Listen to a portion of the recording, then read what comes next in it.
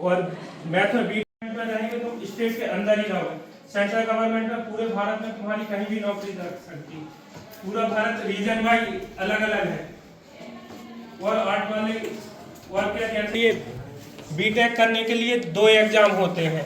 एक तो जी का होता है, जेई मेंस, सुने हो ये नाम, न्यूज़पेपर में पढ़े होंगे, या ट्रिपल जेई मेंस वगैरह, तो उनके एग्जाम देना है। कौन सा? एप्टीट्यूड निकालना, या सीट सेंटर की नौकरी करनी तो सीटेट निकालना। ये कितने का, 12 तक तो हो गई, ये कितने का रहेगा? 2 साल का। ठीक, उसके बाद क्या निकालना है?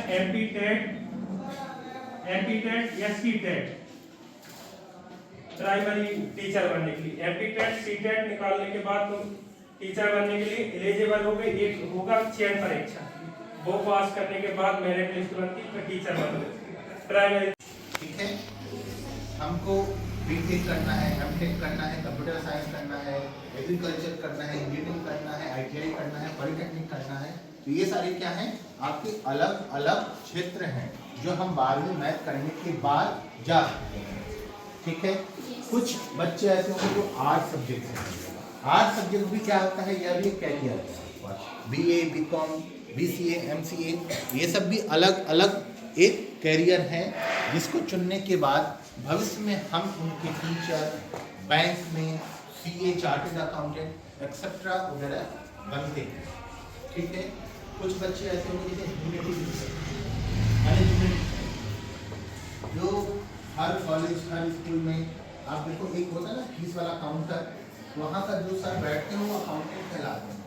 ठीक है, उन्होंने भी अपनी 12वीं के बाद बीकॉम चूज किया होगा, एक सीए से कोई कोर्स किया होगा, फिर उस पोस्ट को आए होंगे। तो कहने का मतलब ये है कि आपकी जो ये राहें हैं ये 12वीं के बाद अलग होंगी। ठीक है, आप कुछ भी बने, उसको हम आगे जो पढ़ाई करेंगे उसको हम ग्रेजुएशन बोलते हैं। 3 साल या 5 साल के बाद फिर हम जो अलग पढ़ाई करते हैं उसको पोस्ट ग्रेजुएशन कहते हैं, और पोस्ट ग्रेजुएशन के बाद हम पीएचडी करते हैं।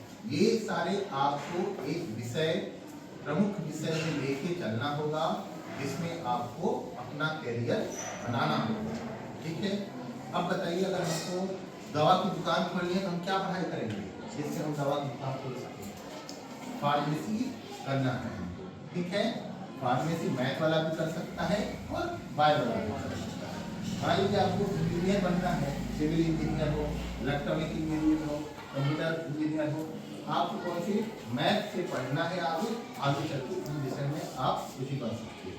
कुछ चीज़ें हैं जिसके लिए हमको 12वीं के बाद आपका ग्रेजुएट होना चाहिए, उसका कैरियर भी अलग होता है।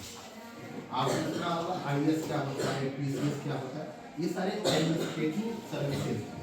ठीक है, एमपीपीएससी, कलेक्टर, ये सब जो आते हैं, ये लोग भी किसी न किसी विषय से, चाहे वह साइंस हो, आर्ट हो, कॉमर्स हो, किसी न किसी विषय से वो पढ़े लिखे रहते हैं, लेकिन ग्रेजुएट कहलाते हैं। क्या कहलाते हैं? ग्रेजुएट। आप सब भी ग्रेजुएट करके जितनी भी कॉम्पिटिटिव तैयारी है उसको करके भी अपना कैरियर बना सकते हैं। ठीक है, कहने का मतलब क्या है, आपको 12वीं के बाद आप पढ़ने जाएंगे तो आप क्या पढ़ाएंगे? कोई महाविद्यालय या विश्वविद्यालय में आप पढ़ाई करेंगे।